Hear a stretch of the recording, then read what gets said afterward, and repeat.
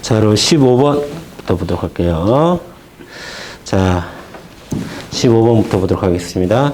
자, 1번은 이제 행정계획에 대한 설명이에요. 그쵸? 네, 잘 되어 있습니다. 여기서 중요한 말은 행정수단을 종합하고 조정하는 게 행정계획이다. 그래서 사회국가적 복리행정에 속한다. 행정계획이라고 하는 것은 뭔가 국가에서 뭐 베풀어주기 위한 그런 계획의 의미들을 갖는다. 라고 보시면 되겠고. 자, 그 다음에 2번 보겠습니다. 법령에서 고려하도록 규정된 이익은 물론 법령에서 규정되지 않는 이익까지도 행정계획과 관련이 있으면 모두 형량명령에 포함시켜야 하는 게 맞습니다. 자, 그 다음에 3번 보도록 하겠습니다.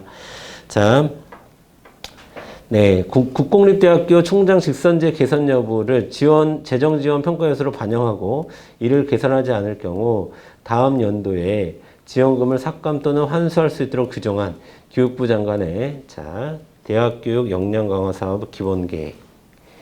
자, 그래서 기본 봐주셔야 되는 거고. 자, 여기서 물론 지원금이 삭감되거나 환수될 수 있다라는 이익은 있으나 이것은 법률상 이익이 아니라 반사적 이익이라고 해석을 합니다. 자, 그래서 정답은 3번이 맞는 거고, 3번이 기본계획은 헌법소원의 대상이 된다라고 했는데 헌법소원의 대상이 되지 않습니다. 이것은 기본계획은 공권력이라고 인정하지 않아요. 자,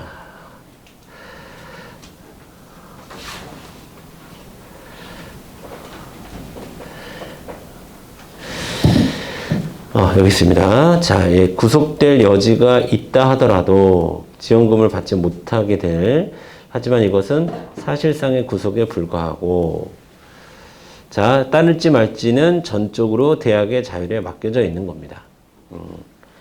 자, 그렇기 때문에 여기서는 공권력 행사에 해당하지 않는다라고 결론을 내렸습니다. 아시겠죠? 자, 그래서 3번이 틀린 선지가 되는 거고요. 4번 보도록 하겠습니다.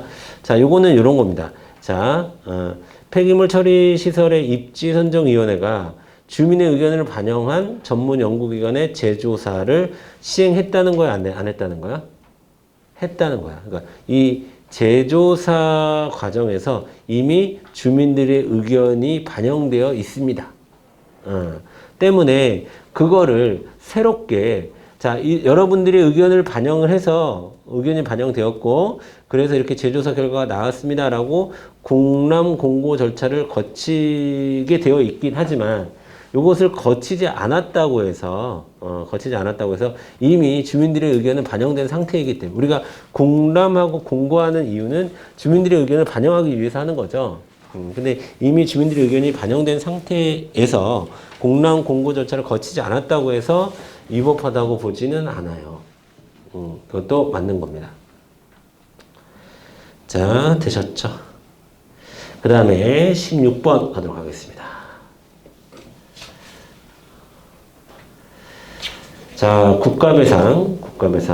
자, 국가배상은 이제 2조의 공무원의 위법행위, 5조의 영조물의 설치관리하자인데, 자, 5조의 영조물의 설치관리하자는 기본적으로 무과실 책임의 원칙을 이게 적용되는 거죠. 자, 그래서 객관서를 취할 수도 있고 주관서를 취할 수 있습니다. 여러분, 주관서를 취한다는 것은 고의과실 여부를 고려한다라는 얘기이기도 하고, 그 다음에 뭐 천재지변이라든가, 그 다음에 불가항력, 이런 거를 따진다라는 얘기예요. 그런데 이런 거를 이게 따지다 보면은 피해자 구제에 좀 더 제한이 강할 수 있습니다. 하지만 객관서를 취하게 되면 피해자 구제에 상대적으로 유리한 것이 사실이죠. 자, 그래서 1번은 맞는 말이고요. 2번 보겠습니다. 자, 이거는 뭡니까? 이거는 제가 91년도에 성균관대 여학생의 김기정이라고 하는 학생이 시위 도중에 사망했는데, 자, 특정하지 않아도 국가가 책임을 져야 된다라고 했었는데, 자, 요 98내죠. 자, 지나치게 과도한 방법으로 시위 진압을 한 잘못, 수로 인해서 국가의 손해배상 책임을 인정했습니다. 자, 그 다음에 3번, 이것도 맞는 말이고요. 3번, 담당 공무원이, 그렇죠? 표준으로 볼 때 표준적 주의 의무를, 다해야 되는데, 그것이 이제 결하해서 객관적 정당성 상실하다 인정될 정도에 이른 경우에는, 자, 충족되는 부분이 상당합니다. 자, 그 다음에 4번 보겠습니다. 네, 이런 거 다 포함되죠? 포함되긴 하나, 약간은, 그렇게 행정작용보다는 깊게 들어가진 않죠. 일부러 입법을 했다거나 일부러 사법을 했다. 어쨌든 그래도 직무행위에는 포함이 되는 것이 원칙입니다. 자, 그 다음에 17번 보도록 하겠습니다. 자, 1번 볼까요? 옳은 것은, 판례 입장은 옳은 것은. 자, 이주대책은, 네, 생활보장에 해당한다. 맞죠? 자, 그리고 법률이 사업시행자에게 이주대책 수립 실시 의무를 부과했다면 이로부터 사업시행자가 수립한 이주대책상의 택지 분양권 등의 구체적 권리가 이주자에게 직접 발생한다라고 했는데 이 직접 발생한다 부분 틀렸습니다. 자, 직접 발생하는 것이 아니죠. 신청을 하고 그 신청을 받아들였을 때 비로소 수분양권이 생기는 것이다 라는 거죠. 자, 일단 이주대책이 자 생활보상의 일환이다 라는 것은 맞아요. 이런 것을 우리가 정책적 배려다 라고 얘기를 하는 거고, 자, 법률이 사업시행자에게 이주대책 수립 실시를 의무를 부과했으면, 자, 이주자의 신청이 있어야 되고 일단, 그리고 그것을 받아들여서 확인 결정해야 그때서야 비로소 수분양권이 발생하는 것이지 법률에 의해서 바로 발생하는 것은 아닙니다. 그래서 1번 틀렸습니다. 직접 구체적인 권리가 그 의무로서 이주대책 수립 실시 의무를 부과했다는 것으로 인해서 직접 발생하는 것은 아니다. 여기서 택지 분양권을 우리 판례에서는 수분양권 뭐라고 얘기를 하는 거죠.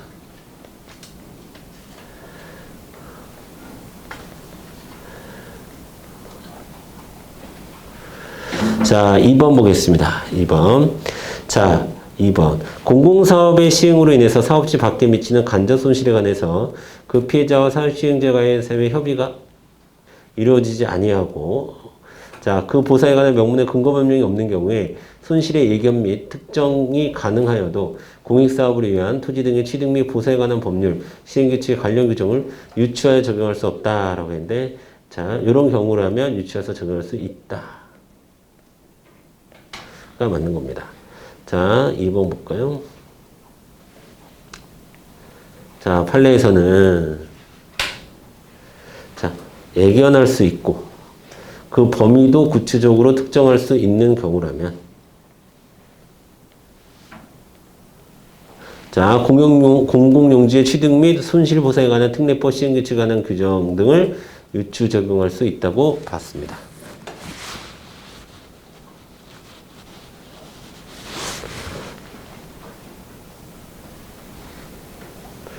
자, 그 다음에 자녀 영업시설 아니다.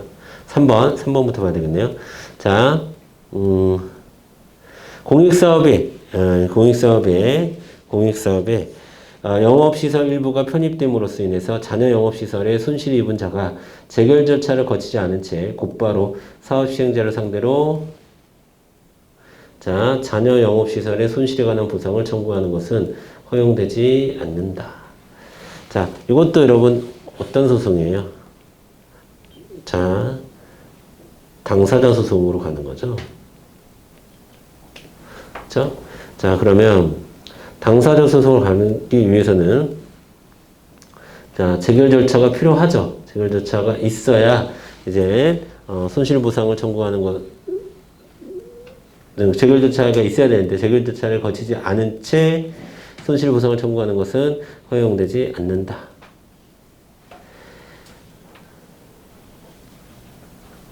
자, 여기가 틀렸습니다. 있어야 해야 돼요. 재결 절차를 거쳐야 됩니다. 자, 그래서 3번이 틀린 거 찾는 거예요. 3번이 정답이겠고. 자, 자녀 영업시설 손실보상을 포함하는 영업손실보상에, 그러니까 옳은 거 허용하지 않는다라고 했으니까. 자, 재결을 거치지 않는데 허용하지 않는다니까 3번이 맞는 거고요. 죄송합니다. 4번, 자녀 영업시설 손실보상을 포함하는 영업손실보상의 경우 영업의 단일성, 동일성이 인정되는 범위에서 보상금 산정의 세부 요소를 추가로 주장하기 위해서는 별도의 재결 절차를 거쳐야 된다라고 되어 있는데, 자, 4번 선지를 거치면 여기 자, 자녀 영업시설 손실보상을 포함하는 영업손실보상의 경우에는 네, 자, 요소에 불과해서 고려 요소에 불과해서 영업의 단일성과 동일성이 인정되는 범위에서 보상금 산정의 세부 요소를 추가로 주장하는 것은 하나의 보상 항목 내에서 허용되는 공격 방법일 뿐이므로 별도의 재결 절차를 거쳐야 되는 것은 아니다.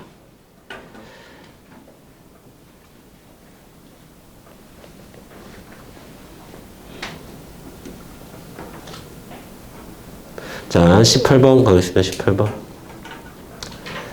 자, 네, 경정처분. 자, 국세기본법에서 정한 경정청구기관이 도과한 후 제기된 경정청구에 대해서는 과세표준 및 세액의 결정 또는 경정하거나 세액을 결정 또는 경정하거나 거부 처분할 의무가 없으므로, 자, 여기서 핵심 뭡니까? 경정청구기관이 도과한 후라고 하는 거기 때문에 항고소송을, 그러니까 과세관청의 경정 거절에 대해서 항고소송을 제기할 수 없습니다. 이미 기간이 지나버렸기 때문에 그렇습니다. 자, 그 다음에 2번 보겠습니다. 2번. 자, 감액 경정처분을 했어요. 그리고 그러면 항고소송의 대상은 당초의 부가처분 중 경정처분에 의해서 아직 취소되지 않고 남은 부분이고 적법한 전신 절차를 거쳤는지도, 자, 여러분, 이걸 뭐라고 합니까? 우리가 본질은 당초 처분이죠. 감액된 당초 처분. 자, 때문에 적법한 전신 절차 여부도 여부를 할 때의 기준도 당초 처분을 기준으로 하는 겁니다. 소호 대상은 당초 처분입니다. 그러니까 100만 원을 조세 부과하고 50만 원으로 깎였으면 그 남아있는 50만 원을 변경된 당초 처분으로 이해를 하는 거예요. 자, 2번도 맞는 거고. 3번. 자, 이번엔 징액경정 처분입니다. 징액경정 처분의 경우 당초 처분의 징역결정 처분에 당초 처분의 징역결정이 흡수돼요. 정확하게 얘기하면 당초 처분은 징액결정 처분에 흡수되어 소멸하고, 소멸한 당초 처분의 절차적 하자는 존속하는 징액결정 처분에 승계되지 아니한다라고 되어 있습니다. 그러니까 자, 여기서는 여러분 징액결정 처분이 소 대상이 되는 거죠. 징액된 처분이 소 대상이 되는 겁니다. 그렇죠? 그 때문에 당초 처분의 절차적 하자는 중요하지 않은 거죠. 자, 그 다음에 4번. 자, 행정청에 감액 처분에 의해 감액된 부분에 대한 부가처분 취소 청구는 이미 소멸하고 없는 부분에 대한 것이라 하여도 소의 이익은 존재한다라고 되어 있습니다. 자, 그러니까 예를 들어서 이제 100만 원에서 50만 원으로 감액됐는데, 자, 요 100만 원에 대해서 취소 청구를 하는 것은 아니면 감액 행위 자체에 대해서 취소 청구를 하는 것은, 자, 소의 이익이 존재하지 않죠. 소이익 없습니다. 왜 깎아줬냐라고 이야기할 수 없다라는 얘기예요. 그래서 옳지 않은 거 4번.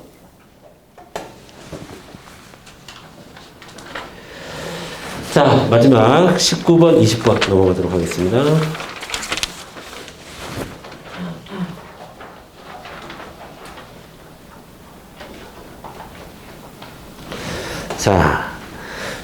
과잉금지의 원칙을 다른 말로 하면 뭐예요, 여러분? 비리의 원칙이죠. 사실 과잉금지의 원칙은 우리가 보통 민법상 많이 쓰는 표현이고 우리 행정법에서는 비리의 원칙이라고 얘기를 하죠. 자, 하면 국민의 기본권을 제한함에 있어서 국가자격 한계를 명시한 것으로서 목적의 정당성, 방법의 적정성. 자, 여기서부터 우리가 보통 이걸 우리가 적합성 혹은 적정성의 원칙, 피해의 최소성을 다른 말로 하면 필요성의 원칙. 적, 필. 법익의 균형성을 다른 말로 하면 상당성.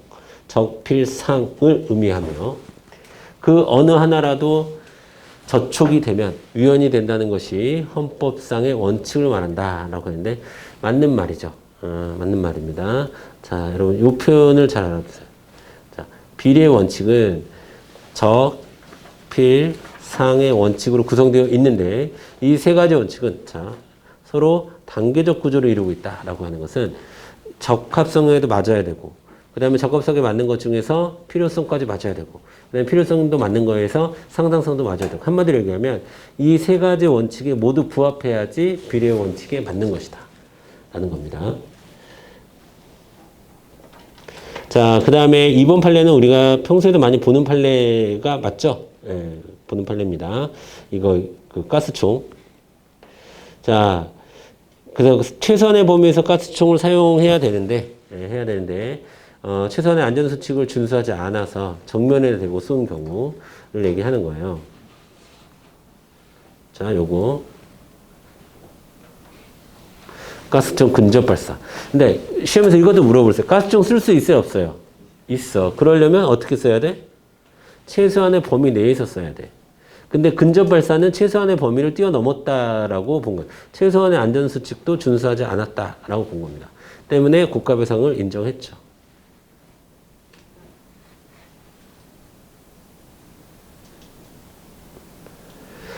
자, 3번 보겠습니다. 3번. 자, 테니스장을 얘기하는 거예요. 테니스장을 설치한다라는 도시계획 결정이 있었어. 그래서 어떤 사람이 테니스장 사업을 준비하고 있었어요. 이런 도시계획 결정이 있었기 때문에. 그런데 그게 갑자기 청소년 수련시설로 변경되었어요. 그러면 당초의 도시계획 결정에 따른 이걸 예상하고 상당한 비용을 지출해서 정부장 지출을 했는데 이게 바뀌었으면 실내 이익이 침해되는 것입니까? 아니죠. 이건 실내 보호하지 않습니다. 계획에 대해서는 보장하지 않습니다. 그 사람의 신뢰를 보장하기, 그 사람의 사익을 위해서 테니스장을 설치한다는 게 아니에요. 자, 당초의 계획 결정만으로 시행자의 지정을 받게 된다는 공적 견해 표명을 이라고 할 수 없습니다. 그래서 신뢰 이익을 침해한 것으로 볼 수 없어요.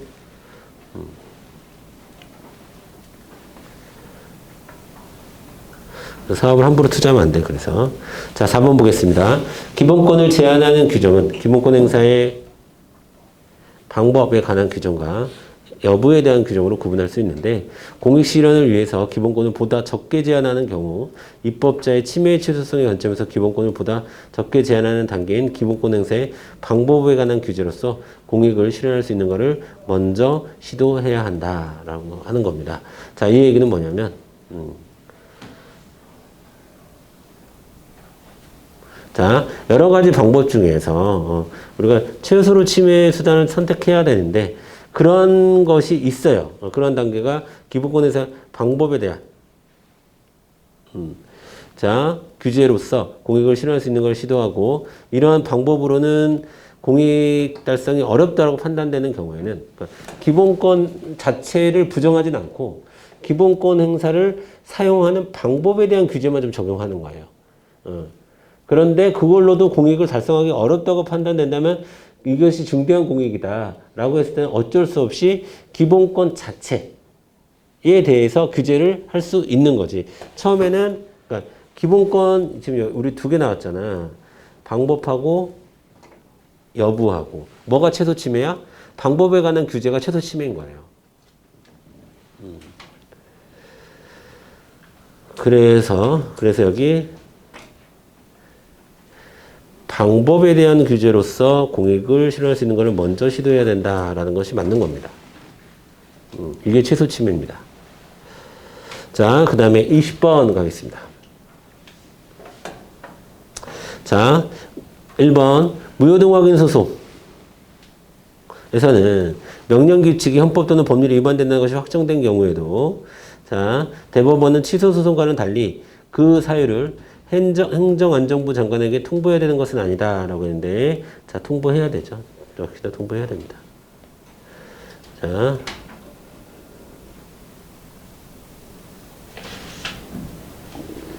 네. 자, 위헌. 자, 여러분, 이게 무슨 말인지 알아야 돼.